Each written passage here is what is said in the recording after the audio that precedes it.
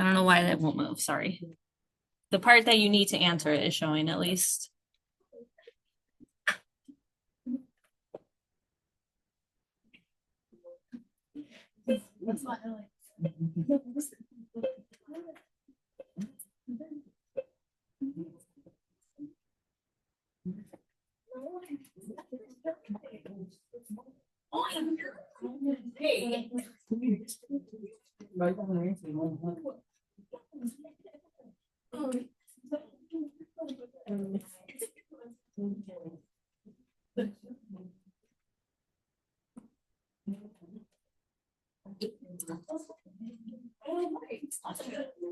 Okay. So you do need to be able to make an inequality from a situation. As you can see on your practice test, there will be times where you have to make it like completely from scratch.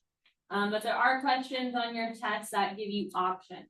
So looking at our options, what is the only thing that is different in each one? The equal sign. So the symbol next to the 200, in other words. It wants you to select the inequality, so I'm glad that nobody chose red because is red an inequality? What is it? It's an equation. So it's an equation. If it says make a system of inequalities, don't make a system of equations. Okay, it needs to be one of the 4 inequality symbols. The one you use depends on the words that are around the total. So in all of these, it shows you the total is 200. If I need at least 200, am I allowed to have greater than 200? Yes. Yeah, at least implies that you can't have more than that.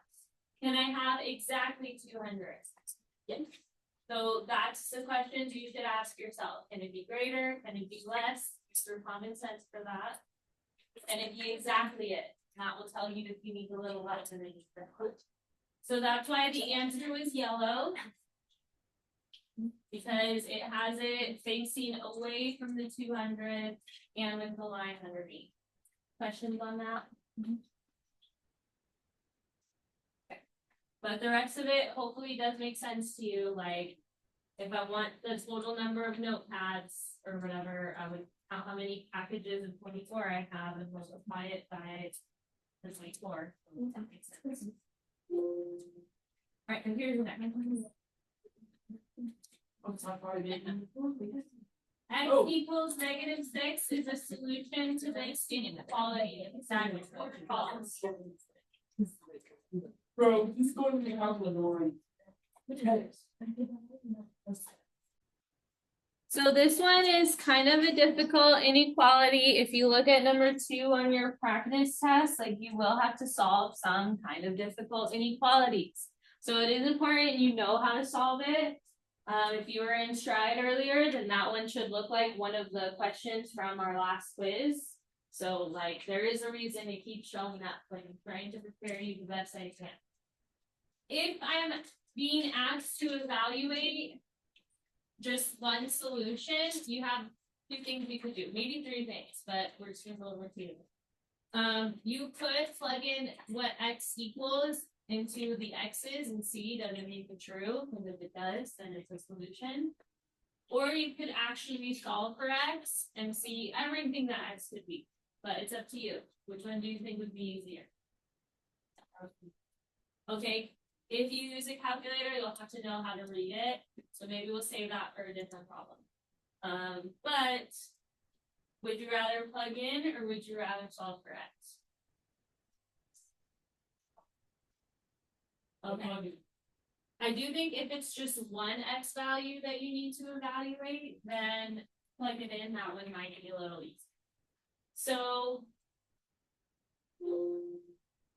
if I am plugging in, that means anywhere that there's an x, I'm going to replace with a -6. And I'm going to use parentheses because that way I'm not doing 7 minus 6, I'm doing 7 times -6. And so forth. So everyone see that all I did was plug in -6 for the x. Everything else is actually the same.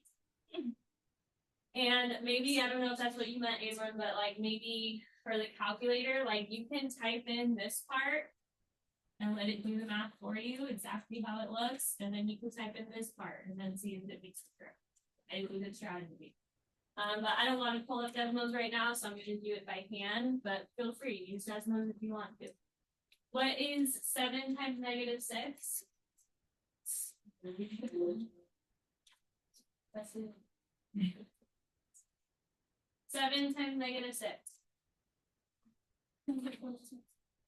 And then what is negative 42 plus 6?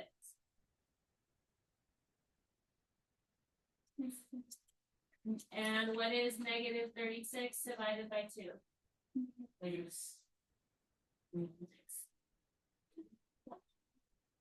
Negative 18. So yes, you can use the calculator. I just chose not to because I don't feel like pulling it up and absolutely type this whole thing and it'll tell you this side is negative 18. Now I'm going to simplify the right side so I could see, is it less than or equal to this side? We'll see. What's 3 times negative 6? And what's negative 18 plus 2?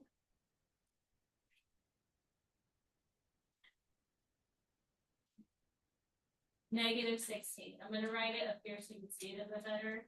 But we just plugged it in. Now we're seeing if it makes it true. It is negative 18 less than or equal to negative 16. Yes, so this is true. That does make it a solution. Okay, questions on that? You only have a couple answers to evaluate if there's solutions, then maybe consider plugging it in and doing it that way. Or if it's like a really hard inequality you don't know how to solve, do it that way. All right, now let's do the next.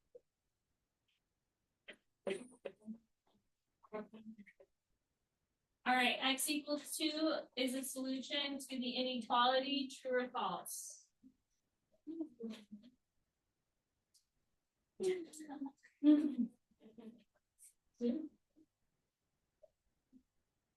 Oh, 0.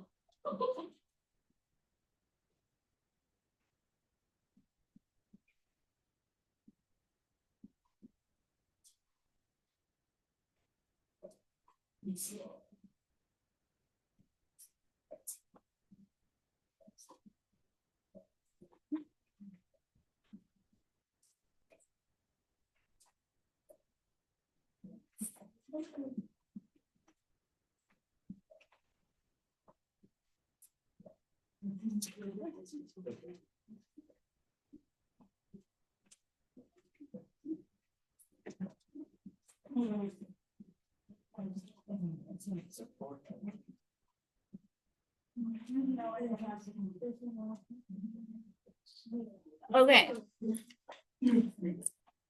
So I'm glad we're getting a little more accurate. What do we notice about this one? Nothing. If you took good notes, which you should be taking notes as we go, it's the same inequality as the last one. So in the last one, we just plugged in the number. I mean, you could have done that in this one. But if you have multiple x's to evaluate, you might be better off just solving it and then seeing all that x would be, not having to plug it in. So that's what we're going to do this time, because like you saw in your constructed response practice test, you do actually have to solve it and show all the steps. So when you are solving, what do you usually check for first? It doesn't mean you'll have to do it every time, but like if you see it, you do it first. What is it? Distribute. Good. Do I need to distribute in this one? So that's why it's if necessary. I know I don't need to distribute, there's no parentheses, so we'll move on, but you check for that first. Then you check for any like terms to combine. So like look at the left side, are there any like terms here? Not any that we can combine at least. Over here, any like terms? So then move on to step 3. Which is to move the variable to one side if necessary. All these first 3 steps are if necessary. So I do need to move the variable to one side because it's on both sides right now. It's hard to do that though, because on the left, it's stuck in a fraction. So you have to make it not a fraction anymore by doing what?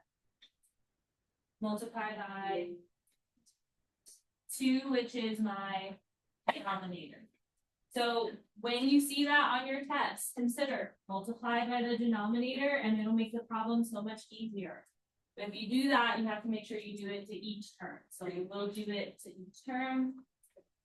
When I multiply it by the first one, it just becomes 7x plus 6.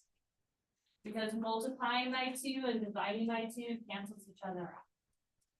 That's the whole reason why I want to do that. I don't need to flip the sign at all because I multiplied a positive, so just leave it alone.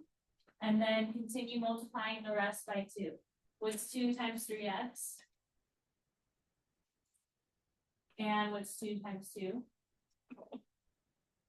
And this is now much easier to solve. This can actually help me move the variable to one side because it's no longer stuck in a fraction. So remember that for your test. Try by the denominator and make it easier to solve. But when you are moving the variable to one side, which one do we usually recommend you move? Which is smaller, 7x or 6x? How do I move it? And whatever you do on one side of the inequality. Good. What's 7x minus 6x? So I'm going to have just x here. I'm going to bring down the plus 6. I don't need to flip the sign when I subtract. This cancels out. 6x minus 6x is 0. And then I just have a 4 on the other. So we move the variable to one side. The last step is just isolating the variable. So that's where you look at it, start with what's farther, get rid of that first. How do I get rid of the 6? Subtract it, whatever you do on one side of the inequality, do to the other. So 4 minus 6 is. So any x value that is less than or equal to -2 will be a solution.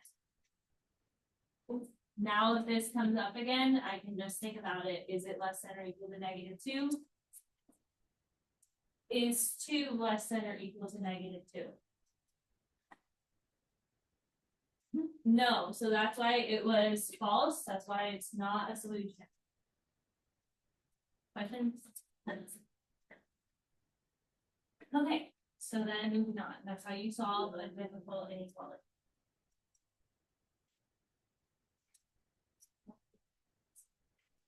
Okay, x equals -3 is a solution to the inequality.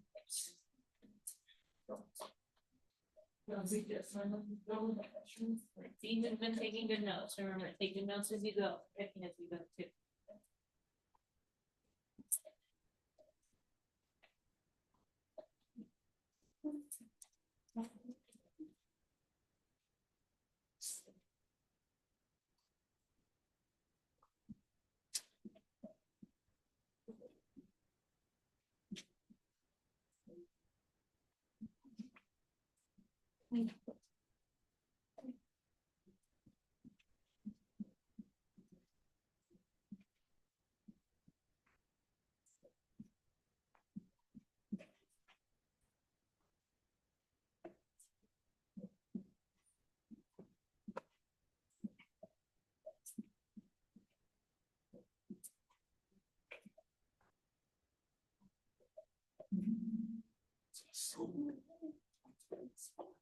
Okay, so this one should have been faster and it is more accurate, so that's good because it's the same one again, same one.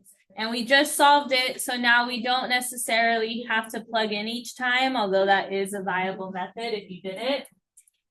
You just have to now plug into what our answer was. So is -3 less than or equal to -2? Yes. And if that's hard for you, then think of it like owing someone money. Would you rather owe someone $3 or $2? So would you rather owe someone $3 or $2? 2. So that is bigger. So this is a true statement. Since it is true, it is a solution. Questions on that? All right.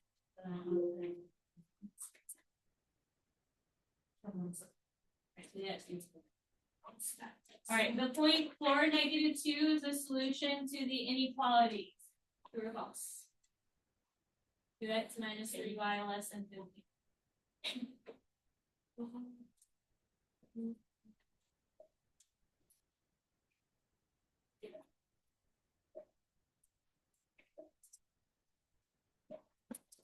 It's false.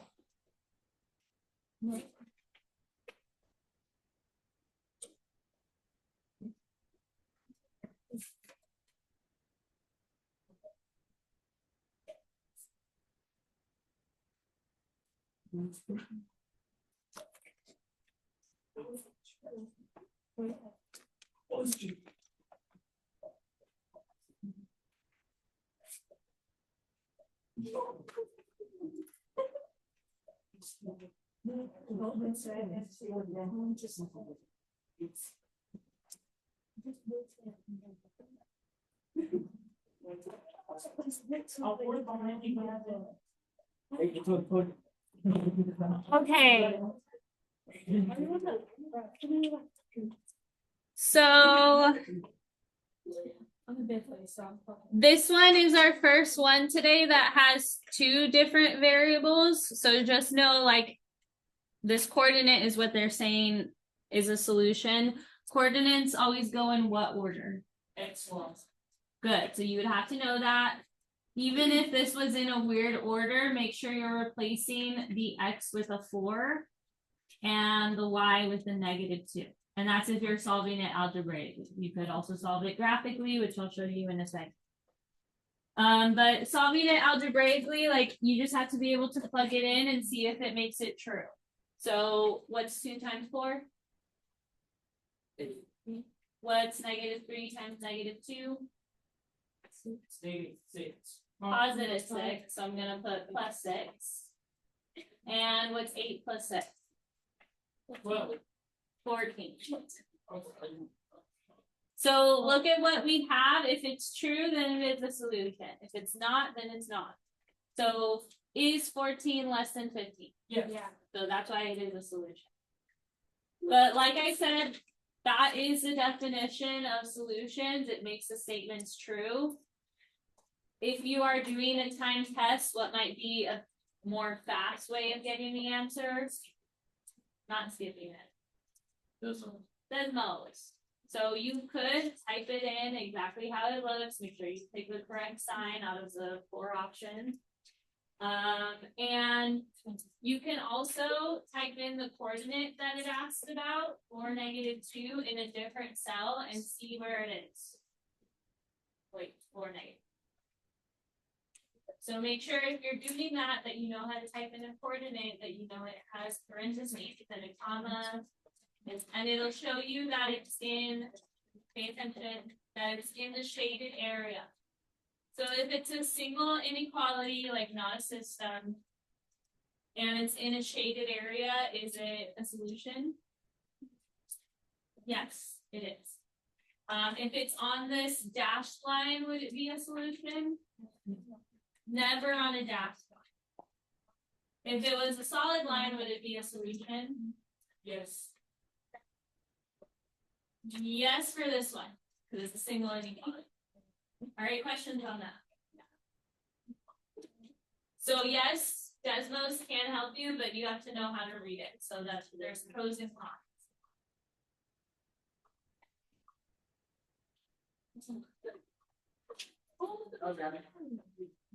X equals 0 is the solution to the inequality. True or false?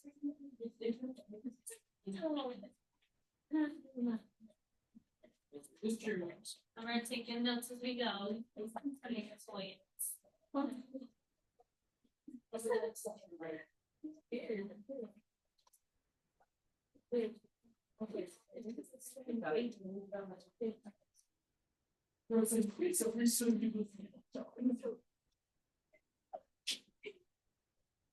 I love you, Charles.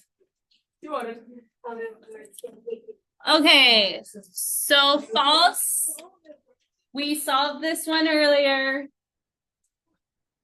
When I plug it into our solution from earlier, is 0 less than or equal to -2? No, so that makes this not a solution. If you have a hard time with, I don't know, knowing which is bigger or smaller, know that number lines to the right get bigger and to the left get smaller. So visually you can see -2 is smaller than 0, not the other way around. All right, next one.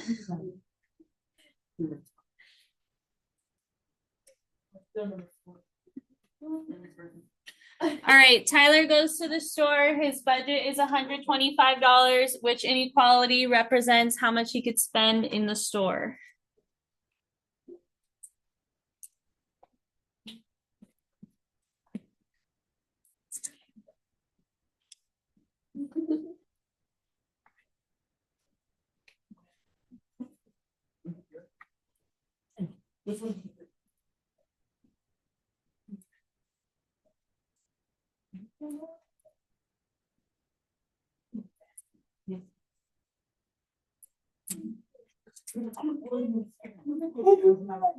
Oh my God.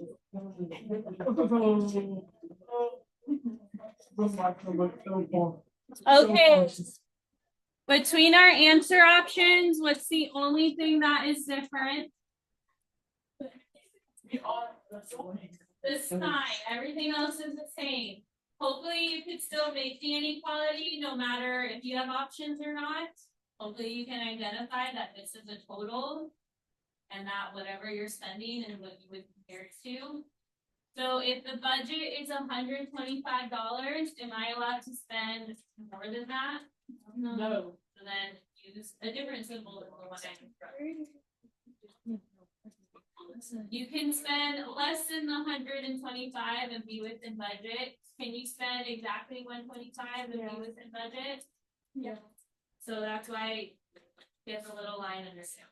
That's why it's this line.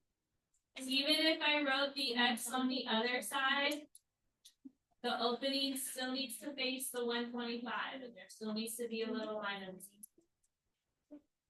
Questions? So make sure if it says like select all that apply, only one can be correct out of these four. Don't pick like, I don't know, this one and that one, because it can be exactly like. So. All right, moving on.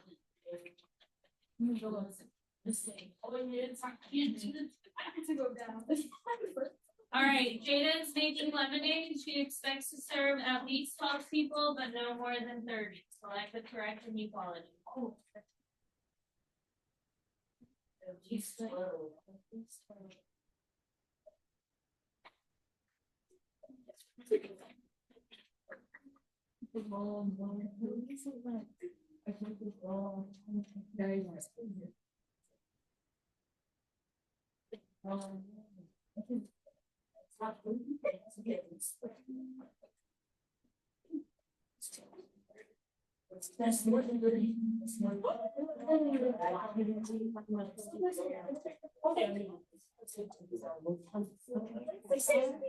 Okay, so this one's a compound inequality. You will see them in the future too, like when we talk about domain and range in another unit.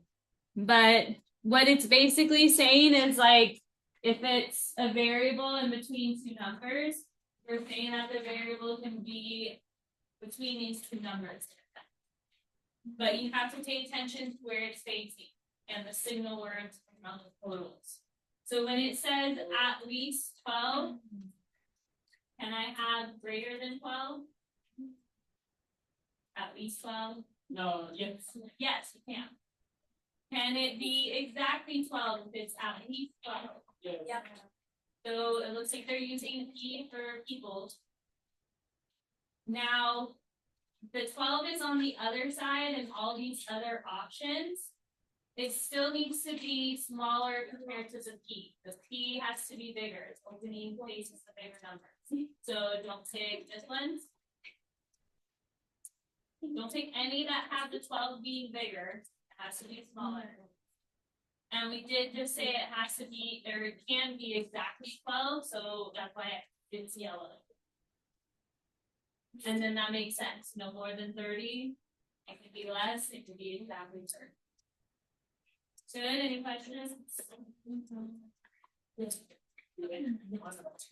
here's the next one. Which inequality is represented by the graph?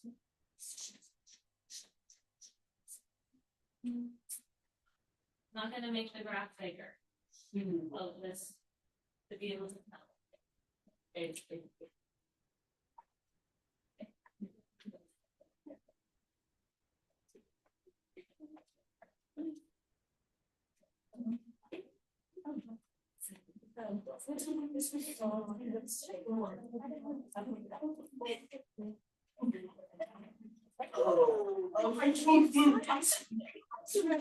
Okay, listen so that you can get out on time. Listen. What's the only thing different between our options? The symbol. So they should have the same y-intercept. They should have the same slope because everything else is exactly the same. They both would have a dashed line, so that's not going to help us this time. What's different will be the shading. So you can type both into Desmos. That's probably easier, but you have to know what to look for. Stop talking. You have to know what to look for. The rule is that if it's y greater than or y greater than or equal to, do you shade above or below?